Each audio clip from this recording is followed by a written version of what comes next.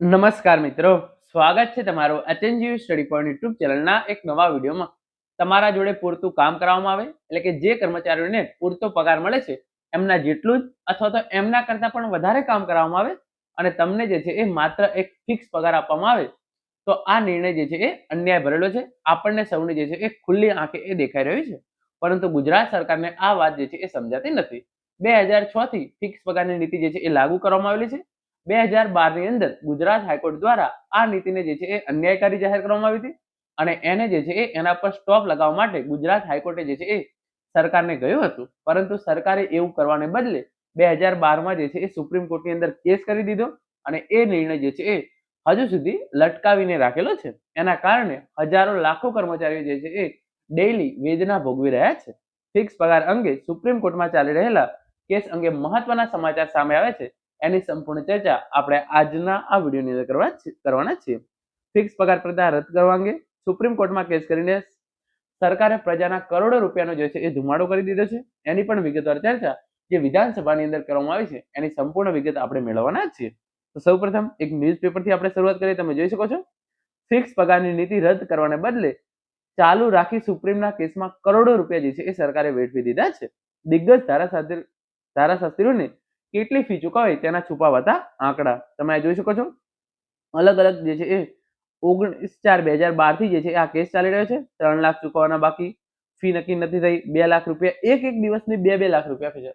એટલે કે જે દિવસે સુપ્રીમ કોર્ટની અંદર હિયરિંગ હોય એ દિવસે એ વકીલ જો ત્યાં હાજર રહે તો એક દિવસના 2 લાખ રૂપિયા આવડી મોટી મોટી જે છે એ ફી આ વકીલો દ્વારા સરકાર જોડે ઉઘરાવવામાં આવી છે. કરોડો રૂપિયા જે છે એ ધોવાઈ ગયા છે સરકારના. તમે જોઈ શકો છો, એક દિવસના 2 લાખ રૂપિયા. અને આવું તો જે છે એ વર્ષમાં 5 થી 10 વખત જે છે એ આ કેસનું હિયરિંગ થતું હોય છે. 5 લાખ રૂપિયા, 2 લાખ રૂપિયા, ફી નક્કી નથી કરાઈ, 2 લાખ રૂપિયા, 2 લાખ રૂપિયા. તમે જોઈ શકો છો, છેલ્લે જે છે એ 2025 ની અંદર આ નવા વકીલ છે એમને નિમવામાં આવે છે અને એમની એક હિયરિંગની ફી જે છે એ રૂપિયા 2 લાખ છે. એટલે કે તેઓ એકવાર સુપ્રીમ કોર્ટની અંદર કેસ સાંભળવા માટે જાય અને ફરીથી ડેટ પડે તો એમને જે છે એ ફરીથી 2 લાખ રૂપિયા ચૂકવવાના થાય છે. તો આ પ્રમાણે સરકારે જે છે એ આ કેસ પાછળ કરોડો રૂપિયા જે છે એ વેડફી દીધા છે. પરંતુ જે લાખો કર્મચારીઓ ફિક્સ પગારની આ વેદના ભોગવી રહ્યા છે એમને જે છે એ સરકાર સાંભળવા માંગતી નથી. રાજ્ય સરકારે વર્ષ 2026 થી મુખ્યત્વે વર્ગ 3 ના કર્મચારીઓને ફિક્સ પગારથી ભરતી કરવાની નીતિ અમલમાં મૂકેલી છે. હાઈકોર્ટે આ નીતિ બંધ કરી કાયમી નિમણૂકની નીતિ અપનાવવા આદેશ કર્યો છે. ચુકાદાને વર્ષ 2012 થી સુપ્રીમ કોર્ટમાં સરકારે પડકારેલો છે.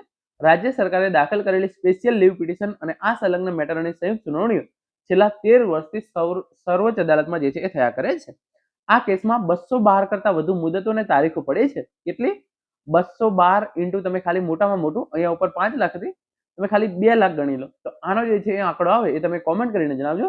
એક હિયરિંગ થાય એટલે જે છે એ ઓછામાં ઓછા 2 લાખ. અમુક તો તમે જોઈ શકો છો કે વેણુગોપાલ એમને જે છે કેટલા રૂપિયા આપવામાં આવેલા છે? 5 લાખ. પરંતુ આપણે મોટા મોટા 2 લાખ માની લઈએ તો 212 ઇન્ટુ 2 કેટલા થાય એ તમે જે છે એ કોમેન્ટ કરીને જણાવજો.